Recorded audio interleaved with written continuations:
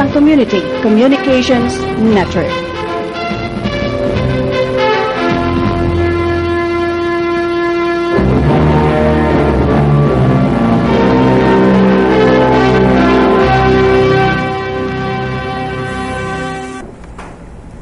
Hi!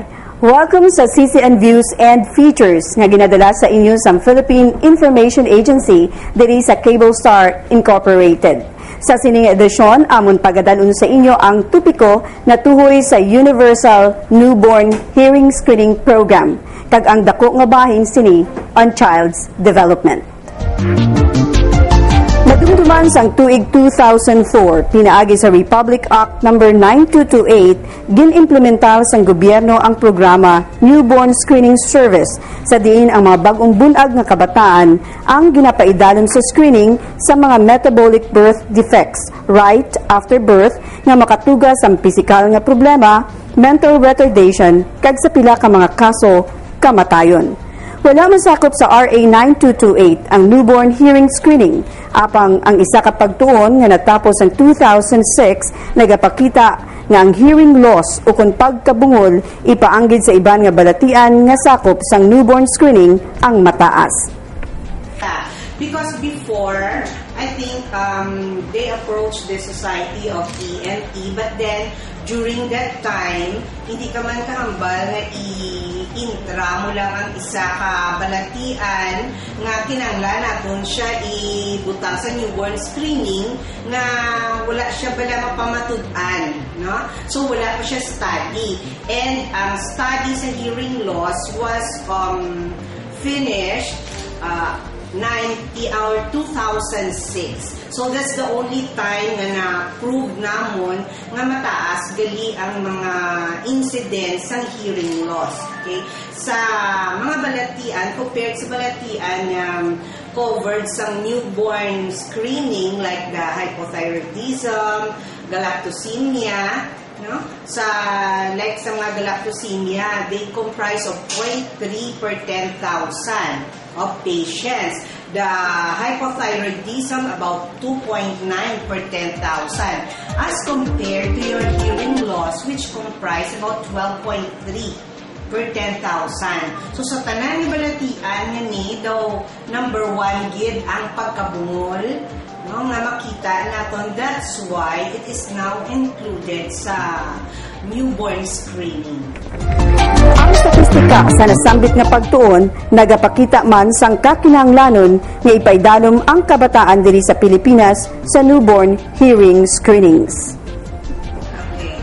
So kinahanglan din nato ni screen ang mga kabataan tungod kay sa aton nga overall nga study diri sa local na study, no, and nationwide na balaan ng mga 1-4 per 1,000 nga mga baby, no, ang bungol ina sa Well Baby Clinic, no, sa mga normal nga mga babies. And those babies who were born with risk factors, meaning ang mga bata nga natawag nga preterm, nanggitom sila sa pagkatawag sa ila, nang dilaw sila, nang may mga infections ang pagkatawo. So gina-consider na sila na may risk factor.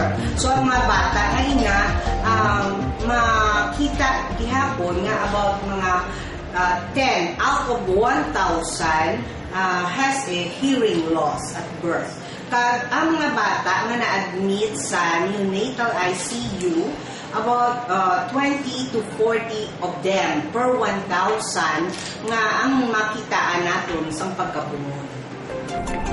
Ang Universal Newborn Hearing Screening Program nagahatag sang dugang nga mga pamaagi para sa pagtapna kag temprano nga diagnosis sang congenital hearing loss sa mga bagong bunag nga kabataan.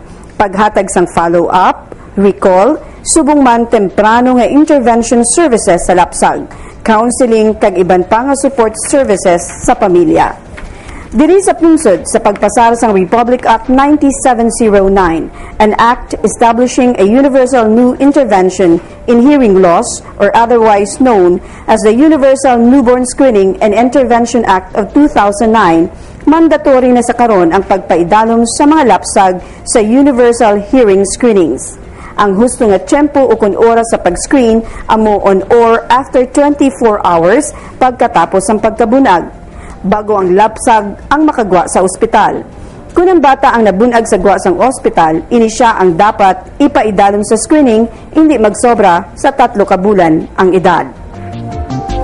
Mahimo ma-avail ang universal hearing screening sa mga lisensyado kag certified newborn hearing screening center. Diri sa reyon 6, ang Western Visayas Medical Center sa distrito sang Mandurriao amo ang pilot center sa implementasyon sang Universal Hearing Screening Program. Ginlanchar ini sang Enero 29. Ini nagakahulugan nga ang tanan nga mga kabataan nga nabunag sa sininga ospital ang magapaidalom sa hearing screening. Ginapatigayon ang hearing screening pinaagi sa gamay nga machine nga ginatawag nga GSI audio screener nga ginapatigayon sang mga kwalipikado nga adult nga pangidaron 19 pataas nga nagalakip sang audiometrists, audiologists kag licensed health professionals kasubong sang medical technologists, physician, nurse, nurse assistants, midwives kag barangay health workers. Si Dr. Jeneline Magno ang training officer sang WVMC ENT Department sa pagpaatag. This is not invasive, wala man siya injection. All they have to do, ginabutang lang na namon sa dulungan sang bata, and then may gina-elicit lang a sound dira, and then kung healthy ang imong ear, elicit man na siya sang sound pabalik sa gwa sang imong dulungan, and then record ina diri siya sa audio screener. So since screening ini siya, gasabat lang ini siya sang pamangkot kung may diferensya or wala ang dulungan sang baby. Suno pa kay Doktora Magno, ang resulta sang screening mahimo magakahulugan tas ukon refer. Kung ini ang refer, liwat nga igay paidalom ang lapsag sa screening sa sulod sang isa tubtub 3 ka bulan. Kag kung ini ang positibo sa gihapon, iga-rekomendar nila ini sa isa pagid ka test. Detect naton yung may diferensya ang bata. Let's say refer gid siya sa iya nga OAE, we recommend another test like the ABR, auditory brainstem response, no? Nag-detect ini nga test sang ugat sang nerve sang aton nga dulungan kung nagakadto siya sa aton nga brainstem o kung sa aton nga utok. Another one is the ASSR, auditory steady state response. Ang test naman nga iniya, the test ini kung ano kabungol ang bata. So it does not need a response from the patient, no?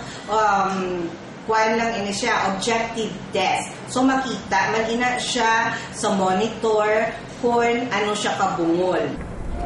Ang mga kabataan maka-eksperyensya sang hearing loss bangod sa nanuhay-tuhay nga mga kabangdanan. Some causes ang hearing loss, kung congenital o kung pagkatawo yagid, no? Ang pagkabungol, the most common cause is mga viral infections like German measles.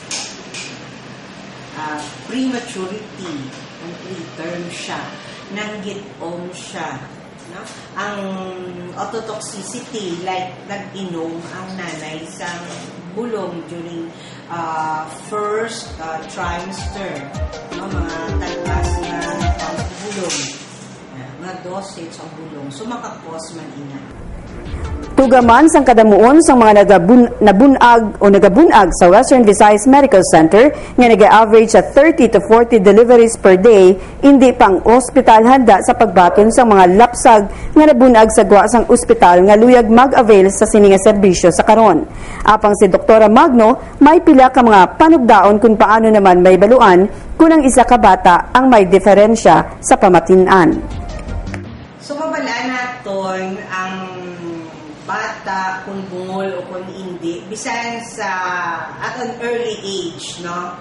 bisan binulan pa lang na siya, syempre maobserbahan gina siya sa mga nanay na at 0 to 3 months dapat gakakibot siya, gakuragmang, no? Kung may maglagpok da, di ba manotice na to ng bata, ang kuragmang na siya o ng pagkakibot sa baby, sa sign na kabati siya. Okay? At 3 to 6 months, dapat manotice niya na nag-move ang head or ang mata sa bata from side to side kung ginatawag siya, no? Especially sa nanay. Kaya ang voice ng nanay, ang yung familiar sa iya. So kung tawgon siya, ang eyes niya o kung ang ulo niya mandira, nag-turn towards the direction of the voice.